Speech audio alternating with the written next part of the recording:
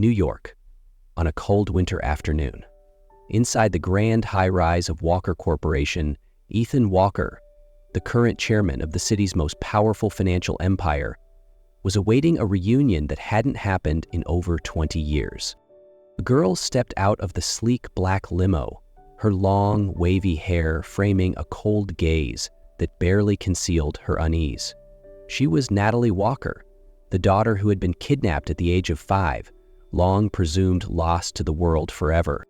"Welcome home," Ethan said, his voice trembling as he saw her. "We've been searching for you for 22 years. Natalie said nothing. Her eyes wandered across the lobby. Once her home, now unfamiliar. Childhood memories flickered faintly. Snowy nights by the window, her mother's laughter, her father's embrace, and then darkness. I grew up in a small town where no one knew who I was. Now that I'm stepping into the world of the Walkers again, I don't know if there's still a place for me." Ethan stepped forward, embracing his sister for the first time in 2 decades. "It doesn't matter where you were.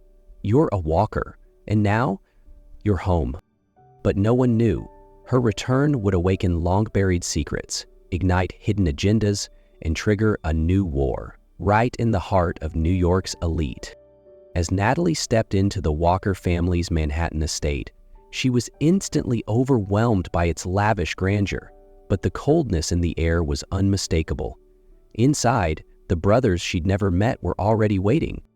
Ethan, the eldest, began the introductions. "This is Lucas, your second brother," Ethan said, pointing to a tall, broad-shouldered man whose sharp eyes radiated the aura of a fighter. "He's a 3-time national MMA champion." Lucas gave a curt nod. "Welcome back, sis. Never thought you'd be a warrior from the past." "And this is Darren," Ethan continued, "your third brother, a renowned traditional medicine doctor who runs a top clinic on Park Avenue." Darren stared at Natalie with a layered expression. "I heal people, but I can also spot a threat when I see one." His words hung heavy in the air. "Ryan, your fourth brother, A-list Hollywood actor," Ethan added with a light chuckle. "He just won the Oscar for Best Actor." Ryan waved cheerfully. "I thought drama was just for the screen. Guess we're living it now." And last, Oliver, the youngest. A tech genius, ranked among the top hackers worldwide, graduated top of his class at MIT. Oliver smiled. "Welcome home, Natalie. Your data's been restored," he joked. "Time to reset the family system." In the corner of the room, a girl stood silently, watching.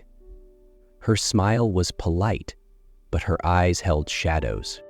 "This is Emily," Ethan said gently. "She was adopted after you disappeared. She's been with us ever since." Natalie nodded, but unease stirred inside her. Emily stepped forward and hugged her tightly. "It's so beautiful when sisters reunite, isn't it?" Natalie felt a phantom needle pierce her chest. Not from the hug, but from something behind that perfectly sweet mask.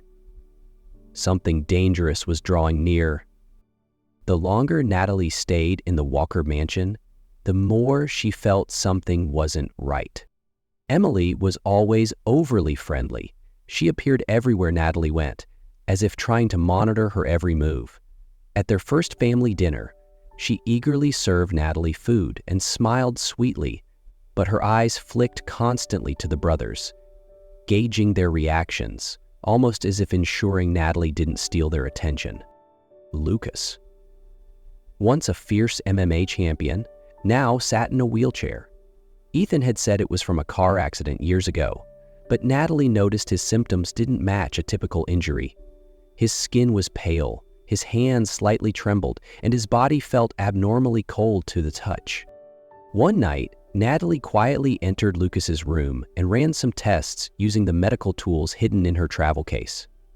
She took a small blood sample, analyzed it right there in the dark. What she found left her shaken. Lucas's bloodstream contained traces of an extremely rare traditional poison, a compound once used in remote parts of Asia, now trafficked only on the black market in places like the Bronx. The next morning, she went undercover into Bronx's underground herbal shops. After some subtle questioning, a vendor leaned in and whispered, "You're with her, right? The brown-haired girl? She's been buying that cold powder for weeks." Cold powder, the exact toxin found in Lucas's system. Natalie left the shop with clenched fists. She didn't yet know who was behind it, but one thing was certain. The enemy lived under the same roof, and she would not let another Walker fall. 3 days later, Lucas collapsed in the middle of the living room while taking medication prescribed by Darren. The Walker family erupted in panic. Emily was the first to scream, rushing toward him with crocodile tears. "It must be that strange herbal remedy Natalie brought back," she cried. "Get away from him," Natalie snapped, shoving Emily aside as she dropped to her knees beside Lucas. Ethan stepped forward to intervene, but paused when he saw the fire in Natalie's eyes. From her coat pocket, she pulled out a set of gleaming silver acupuncture needles, the kind only someone with elite training would dare to use. "What are you doing?" Darren frowned, skeptical. "You're not a doctor." "No, but I'm the only one here who knows how to neutralize a poison none of you even recognized," she replied sharply. Without waiting, she began inserting the needles into precise pressure points on Lucas's body. The room fell silent. Emily stared daggers at Natalie. She knew if Natalie succeeded, all her accusations would fall apart. 20 tense minutes passed. Sweat beaded down Natalie's forehead. The final needle was placed into the heart meridian. And then Lucas stirred. A faint gasp escaped his lips. "Natalie," he whispered. Gasps echoed through the room. Ryan clutched his head. She actually saved him? Ethan turned to Darren. "You're the doctor. How did you not see the poison?" Darren lowered his eyes, silent. From the shadows, Oliver stepped forward, holding a headset connected to his tablet. A video played on the screen. Emily secretly sprinkling powder into Lucas's medicine glass. "Anything you'd like to say, Emily?" Ethan asked coldly. Emily froze, her face drained of color. Natalie stood tall, eyes calm and unwavering. "I don't need anyone's belief. The truth speaks loud enough." After the chaos of saving Lucas, the Walker mansion barely had time to settle when a luxurious Rolls-Royce pulled up outside. An elderly woman, dignified and commanding, stepped out, Jason Cole's grandmother, matriarch of the Cole Group, a longtime business partner of the Walkers.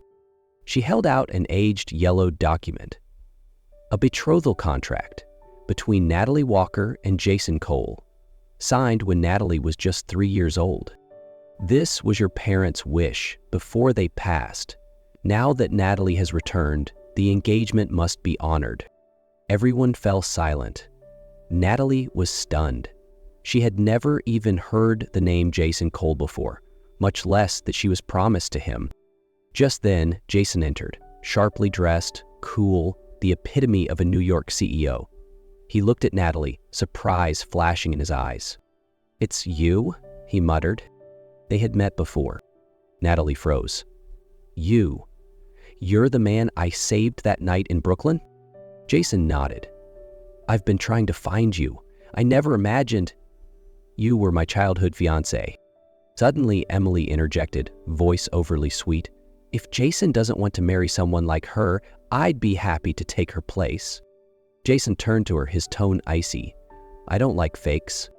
Emily's face went pale. Before Natalie could speak, Ethan stepped in. "An old agreement doesn't dictate her future. We won't force our sister into anything." Jason nodded. "I don't believe in destiny either. But I do believe in what I felt. And she saved my life." His gaze found Natalie's.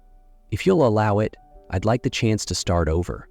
Not because of the contract, but because of you." Just 3 days after Jason's offer to start over, a nightmare struck again. Lucas suddenly collapsed into a deeper coma. His heart stopped for several minutes. The Walker mansion spiraled into chaos. Darren was in shock. Emily sobbed uncontrollably and pointed directly at Natalie. "It's her. She's still feeding Lucas those strange folk remedies. I saw her this morning." "Shut up," Natalie snapped. I didn't give him anything today. Ethan hesitated. Wait, let's confirm. Oliver interrupted. No need to confirm. He held up his tablet, his hand slightly trembling. I tested the remaining medicine in Lucas's room. It's been tampered with. The dosage of a certain compound is 10 times stronger than last time. Natalie froze. That's impossible. Emily smirked. Then who brought that medicine into his room this morning? All eyes turned to Natalie. She took a step back. I wasn't even in his room. Emily pressed on, voice calm but sharp. Then who else could have delivered the medicine? Who else had access? No one answered. No one defended her. Even Ethan looked uncertain. Natalie turned away, blinking back the sting in her eyes. And then a weak voice echoed down the stairs. That's enough. Lucas.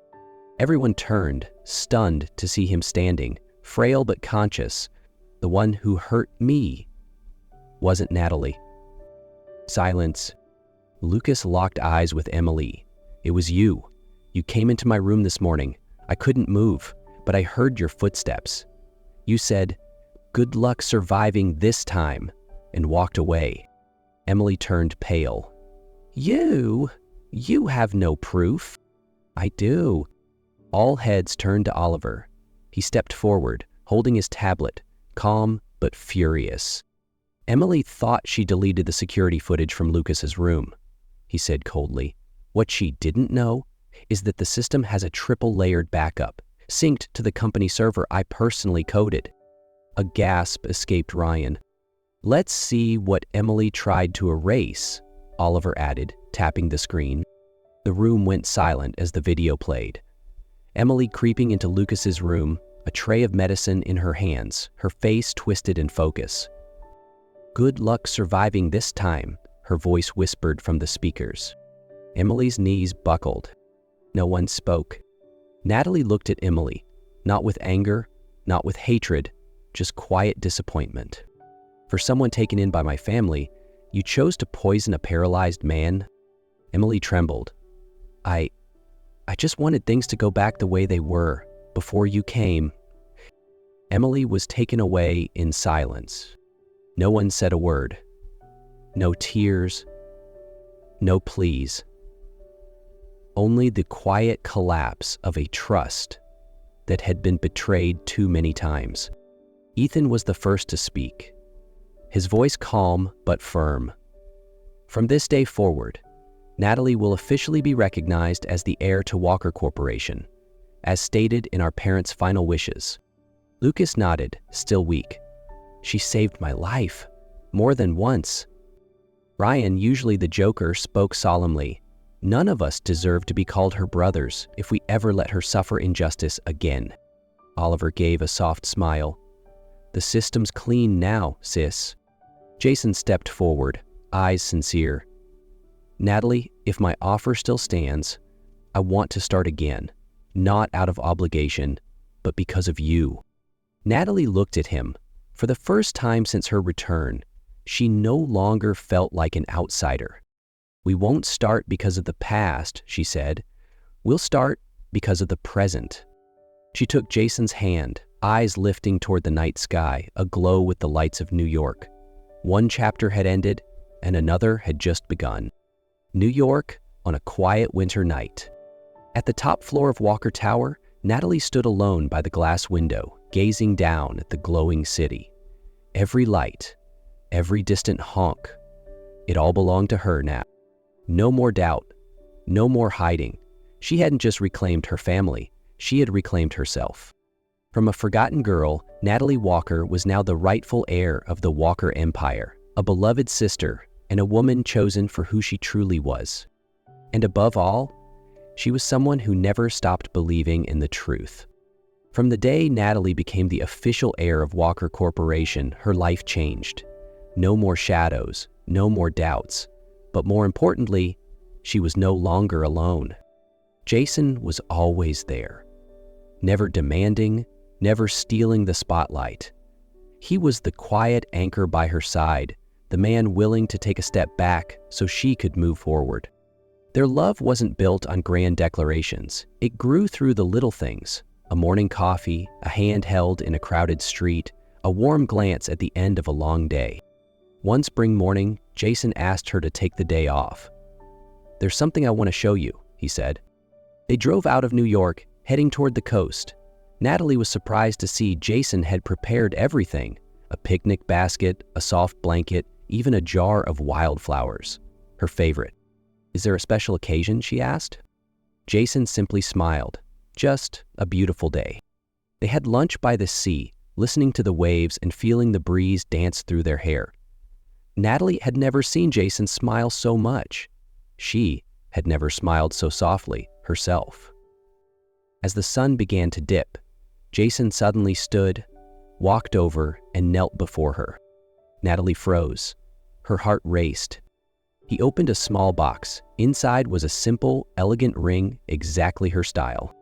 "You once said we should start again for the present," he said softly. "Well, here's mine. The rest of my life with you in it. Will you marry me?" Natalie choked up. Tears rolled down as she smiled. "Yes," she whispered. "Yes, I will." 2 years later, the penthouse on the 78th floor of Walker Tower wasn't so quiet anymore. Laughter echoed in every corner. Natalie cradled a baby girl with soft brown hair like morning mist, Isla, the purest symbol of her love with Jason. Jason kissed their daughter's forehead, then wrapped his arms around Natalie. "I thought you were the greatest miracle in my life," he said. "But Isla, she proved there's even more magic." Natalie smiled, resting her head on his shoulder. Beyond the glass, the city still shone just as it did the day she came home. But now, it no longer felt distant. It was home not because of the city's lights, but because it held the people she loved and the family she never thought she'd have again. If this story touched your heart even just a little, don't forget to support us. Like, share, and hit that subscribe button to follow more unforgettable love stories, only on Noah's Stories. Got thoughts or feelings? Drop them in the comments. We'd love to hear your voice. Because here at Noah's Stories, every story has a soul.